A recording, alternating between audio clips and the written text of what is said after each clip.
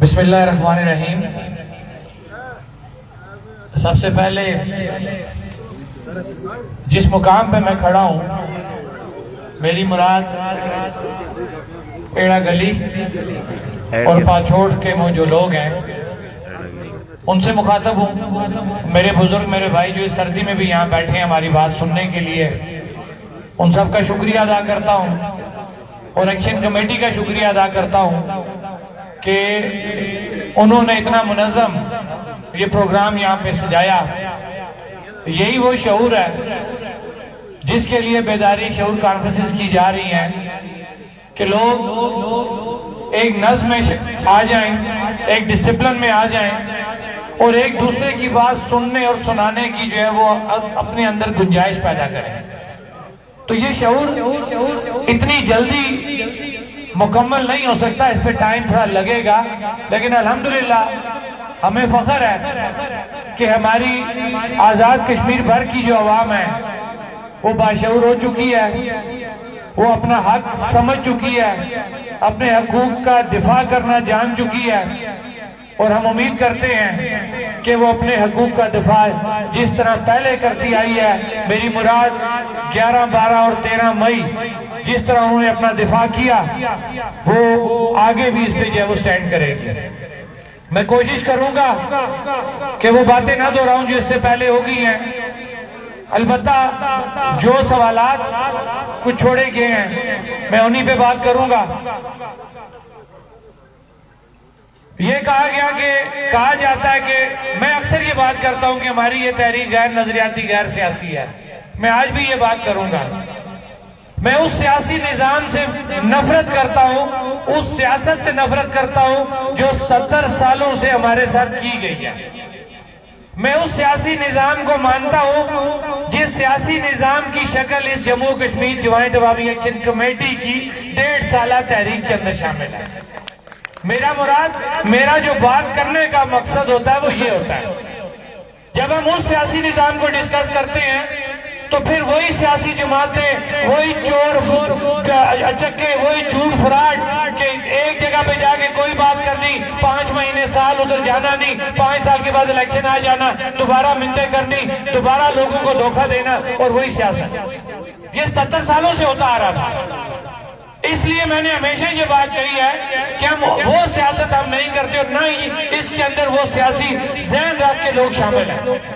ठीक है, जो हम बात कर रहे हैं ये एक अवामी तहरीक है, इसके अंदर अवाम की बात होती है, लिहाजा उसको आप सियासत कह लें, अवामी बात कह लें, जो चीज कह लें, लेकिन अल्हम्दुलिल्लाह वो उस सियासत से दूर दूर से इस सियासत का, इस अवाम का उसके साथ दूर दूर से कोई तल्लुक नहीं है।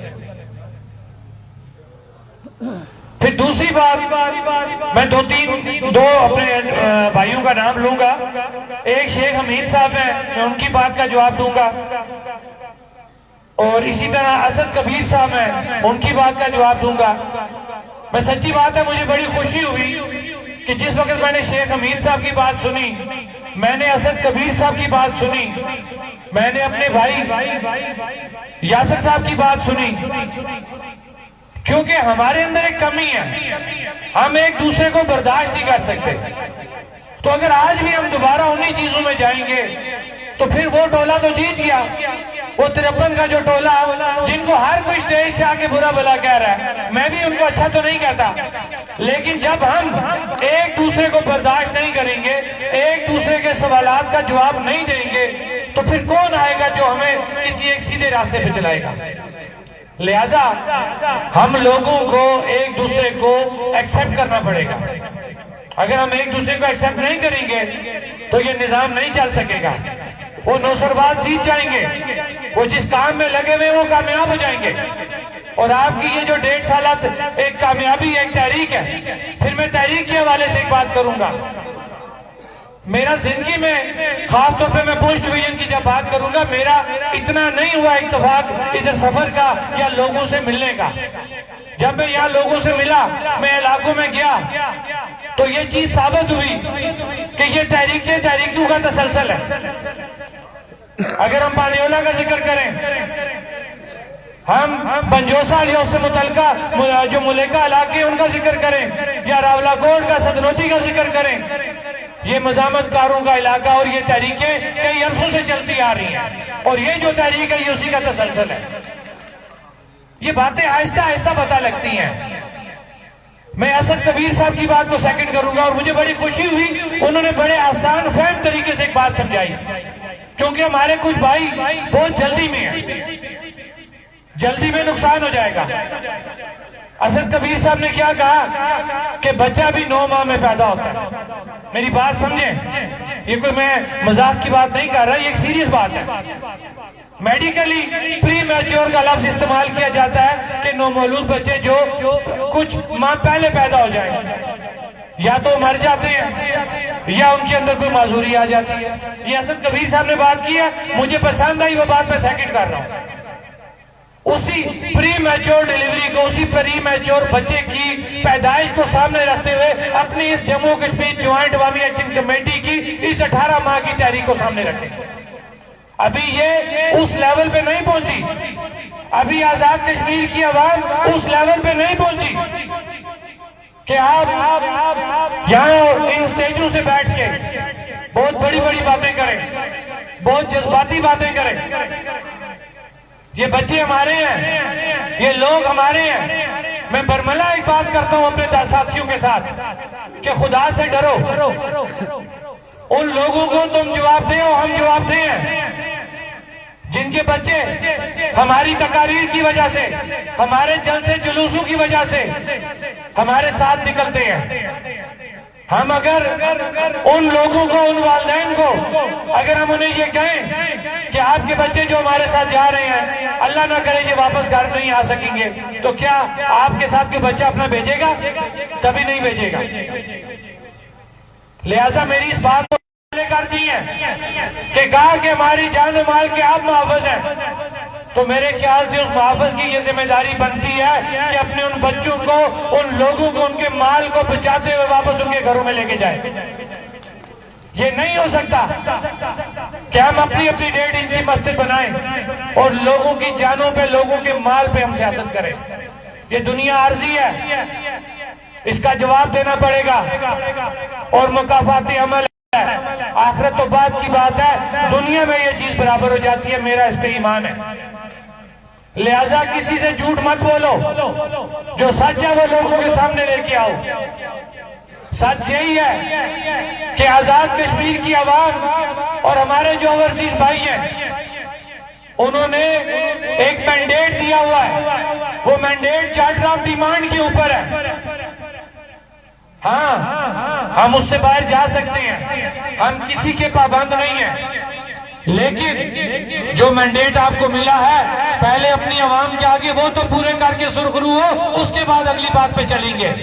हमने कहीं ये नहीं कहा कि हम डरते हैं या हम कोई अपनी आजादी की बात या कोई अपने राइट्स की बात जो हम नहीं करेंगे। हम हर बात करने को तैयार हैं, वक्त आने पे हम हर बात करेंगे और इंशाअल्लाह वो बात पूरी करके बताएंगे। लेकिन खुदारा इस वक्त हमारा मसला जुड़त का है।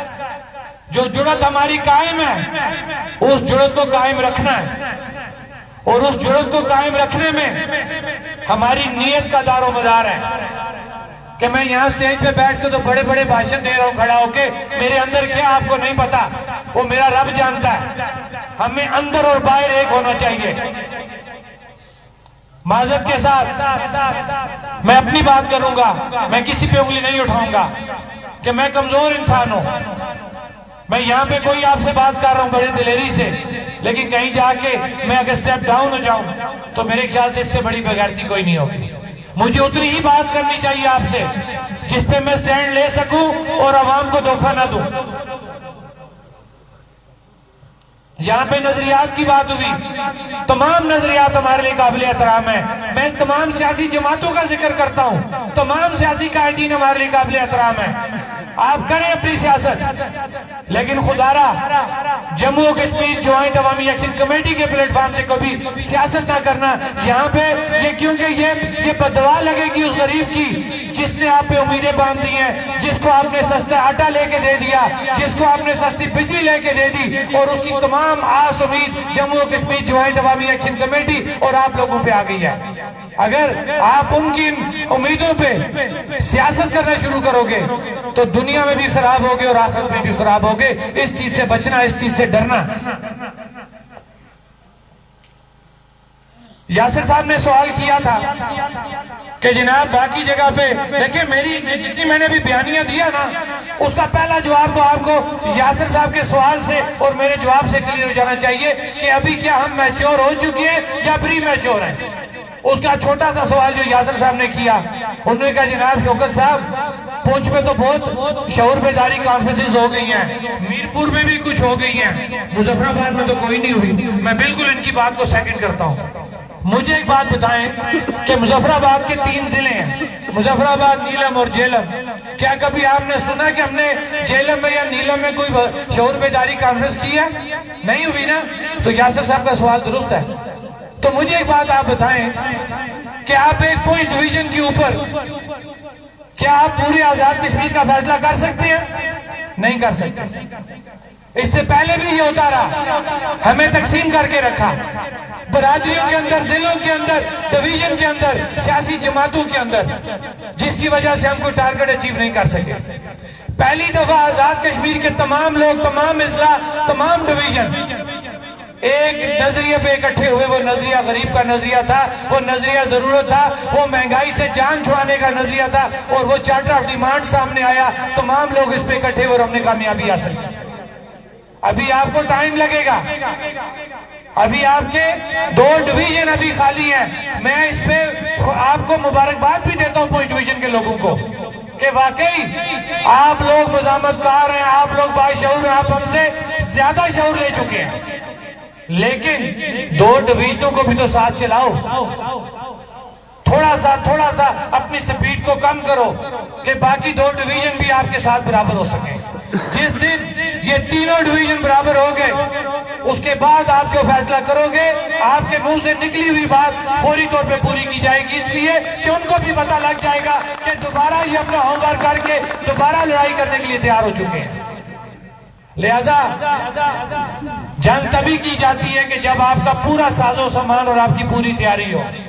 अब आप एक दूसरी जंग की तरफ जा रहे हैं, तो आपको कोई ऐसी जल्दबाजी में नहीं जाना, कोई ऐसी जज्बाजियत में नहीं जाना। जज्बात सबके हैं, हर एक को गुस्सा चढ़ रहा है कि भाई 13 मई को हमारे साथ एग्रीमेंट साइन हो गए, 4 फरवरी को हमारे साथ तमाम चीजें तय हो गई, क्यों नहीं पूरी हो रही? क्या हमें गुस्सा नहीं चढ़ता? क्या एक्शन कमेटी को इस बात का अंदाजा नहीं है? लेकिन फिर भी हम बड़े सोच समझ के, बड़े ही सुकून से हम उनको हर चीज का जवाब देते हैं, और इंशाअल्लाह आने वाले वक्त में इससे मजबूत जवाब उनको मिलेगा।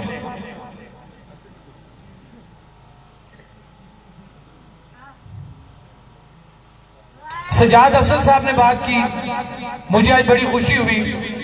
सजाद साहब ने बड़ी अच्छी बातें की हैं, सब लोगों ने बड़ी अच्छी बातें की। बल्कि मैं अरबाब साहब के कान में बात कर रहा था कि हमारे एक्सपीरियंस है, क्योंकि हमारा कोई पर्दा नहीं है। आप, मैंने कहा जी मुझे ये बताएं, आज मुकर्रीन बड़ी अच्छी बातें कर रहे हैं, क्या इस जगह का कोई असर है या वाकई सारे लोग आज दिल से अच्छी बातें कर रहे हैं? ये मैंने इनके कान में बात की और आपसे मैंने बात कर लिया। अल्हम्दुलिल्लाह हमारे जितने भी मुकर्रीन हैं, सब ने बड़ी अच्छी बातें की हैं और सब ने जुड़ने की बात की। जो सबसे बड़ी खास बात है ना, कि किसी बंदे ने तोड़ने की बात नहीं की। ठीक है, हर बंदे ने अपने बात सामने लाई, लेकिन एंड उसने किस पे किया कि हमें जुड़ना पड़ेगा और हमें जुड़ा रहना पड़ेगा। ये सबसे खुशी की बात है।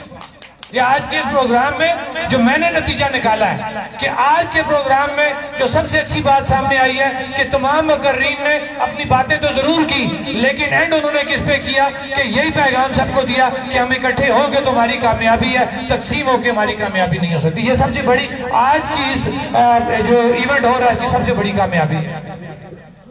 फिर मैं एक और बात करूं कि ये साजिद सादिक साहब है, इनका यहाँ पे बैनर लगा हुआ, मैंने पूछा इनसे आते हुए तो मुझे इनका पूरा जो हिस्ट्री बताई गई है, मुझे बड़ा फख्र है कि मैं आज इस शख्स के इलाके में मौजूद हूँ कि जो वाकई एक मज़ामतगार था और गरीब की बात करने वाला बंदा था, वाकई वो अच्छा इंसान, सच्चा इंसान था कि आज उसको क्रेडिट देने के लिए, उसकी इज्जत अफजाई के लिए आज उसकी तस्वीर यहाँ मौजूद है और हम तमाम लोग उसकी तारीफ कर रहे हैं। ये वो तारीफ होती है कि जो बंदा ना भी हो तो उसके पीछे की जाए। ये चीज हासिल करनी बहुत मुश्किल है। फिर एक और बात मैं करूं, यहाँ पे फ़हीम साहब का जिक्र किया गया और सरदार आफ्ताब साहब का जिक्र किया गया, क्योंकि ये चीजें जब मैं यहाँ पे आया तो मुझे लोगों का पता लगा, तो मुझे बड़े फख्र से ये बात कहता हूं मैं कि मैं उस सरदार आफ्ताब के भाई से सीख रहा हूं। मेरी मुराद अरबाब एडवोकेट, जिसने ये नारा बनाया, आवाज दो हम एक है। ये बड़े मेरे लिए फख्र की बात है कि मैं अपने उस भाई के पीछे चल रहा हूं कि जिसका बड़ा भाई, जिसका नाम सरदार आफ्ताब था, कि जो मुजामत का एक बहुत बड़ा नाम था, जिसने मुजामत की और मुजामत करते करते वो इस दुनिया से चला गया। और मेरे लिए फख्र की बात है कि आज उनका जो छोटा भाई है सरदार अरबाब एडवोकेट, मैं उसके पीछे चलता हूं, मैं उससे सीख रहा हूं, क्योंकि वो एक दिमाग रखने वाला बंदा है, वो एक मुजामतकार है और एक अजीम मुजामतकार का भाई है। मुझे फख्र है इस बात के ऊपर और मुझे इस स्टेज से मैं आज ये बात कहूंगा कि मुझे फख्र है कि मैं आज इस शख्स के इलाके में खड़े होकर ये बात कर रहा हूं। यही वो लोग हैं कि जिन्होंने हमेशा रियासत को बचा के रखा। हम बातें तो सब कर देते हैं लेकिन जान कोई नहीं देता। हमें अपने उन मुजामतकारों को याद रखना पड़ेगा जो अपनी जानें दे चुके हैं, जो अपनी जिंदगी गुजार चुके हैं, लेकिन वो 30-40 साला जो फलसफा उनका था। समन शकील साहब ने यहाँ पे बात की, मैं मुजफ्फराबाद में अपने भाई गुलनवाज भट्ट का अगर नाम ना लो जाती हो जाएगी। इसी तरह पूरे आजाद कश्मीर के जो हमारे मुजामतकार हैं, 30-40 साल पहले वो लोग जो बात करते थे, अल्हम्दुलिल्लाह आज तमाम लोग वो बात कर रहे हैं।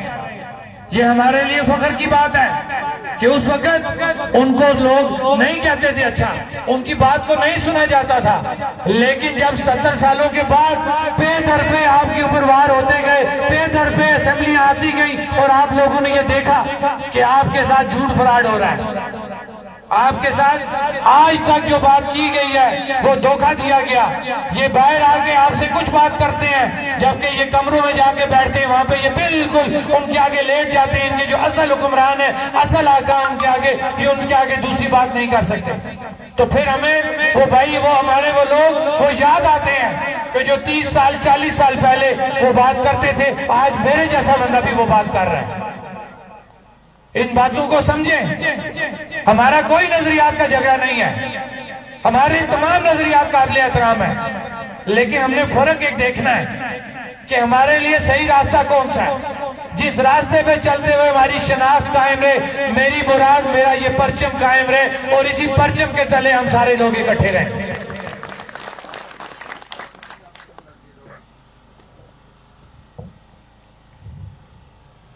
क्योंकि मैंने तहरीकों का तसलसल भी इससे पहले जिक्र कर लिया, मैंने यासिर साहब की बात का भी जवाब दे दिया, मैंने असद कबीर साहब की बात को भी सेकंड किया, मैंने अपने भाई शेख हमीद साहब जो हैं उनकी बात को भी सेकंड किया। अभी यहाँ पे बात हो रही थी प्राइवेट स्कूल एसोसिएशन की, वो लोग भी यहाँ बैठे हैं, उनको हम क्लियर ये बात बताना चाहते हैं कि जो हमने चार्टर ऑफ डिमांड हुकूमत को दिया है, जिसके बिहाफ पे हमने ये कॉल दी है कि ये आप पूरा करें, नहीं पूरा करेंगे तो हमारी लॉन्ग मार्च स्टैंड कर रही है, उसके अंदर क्लियर कट हमने लिखा हुआ है कि जो 5 KVA से ऊपर टैरिफ है उसके साथ प्राइवेट स्कूल का उसमें जिक्र मौजूद है। हम किसी भी सूरत आपको रास्ते में नहीं छोड़ेंगे। आप बिल्कुल जो प्राइवेट स्कूल है या 5 KVA से ऊपर के जो लोग हैं वो बिजली बिलात बाइकाट करें, क्योंकि वो तनाजा हमारा अभी तक चल रहा है। आप बिल्कुल अपने आप को अकेला ना समझें, आपका मुतालबा चार्टर ऑफ डिमांड में मौजूद है जो हम हुकूमत को तहरीरी तौर पे दे चुके हैं।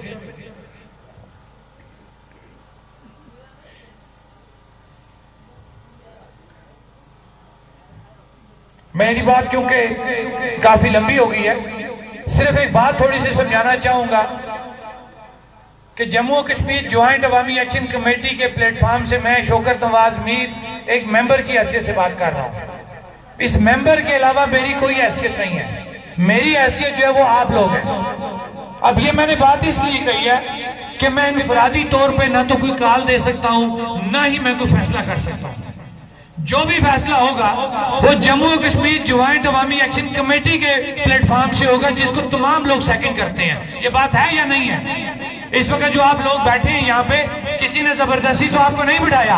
आप जम्मू और कश्मीर ज्वाइंट अवामी एक्शन कमेटी का जो आज का जो प्रोग्राम है, आप उस वजह से यहाँ पे बैठे हुए हैं। तो आप लोगों का जम्मू और कश्मीर ज्वाइंट अवामी एक्शन कमेटी के ऊपर एक एतमाद है। वो एतमाद ये तकाजा करता है जम्मू कश्मीर ज्वाइंट अवामी एक्शन कमेटी से कि तमाम लोगों से, पूरे आजाद कश्मीर के लोगों से मुशावरत करके जो काल बनती है, जो फैसला होता है, वो फैसला करो।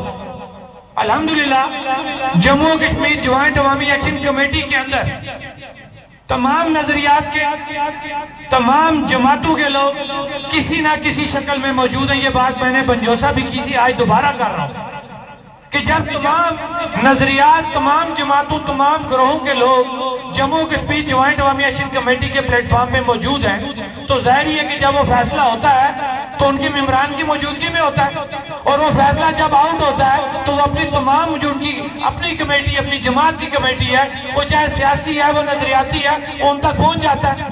तो मेरे ख्याल से ये बात करनी कि मुशावरत नहीं की जाती, ये बिल्कुल गलत है। हमेशा मुशावरत होती है। जिलाई सतह पे, तहसील सतह पे, वार्ड सतह पे एक्शन कमेटियां बनी हैं, उनकी तजावीज मरकजी एक्शन कमेटी में आती हैं और उसके मुताबिक फैसला किया जाता है।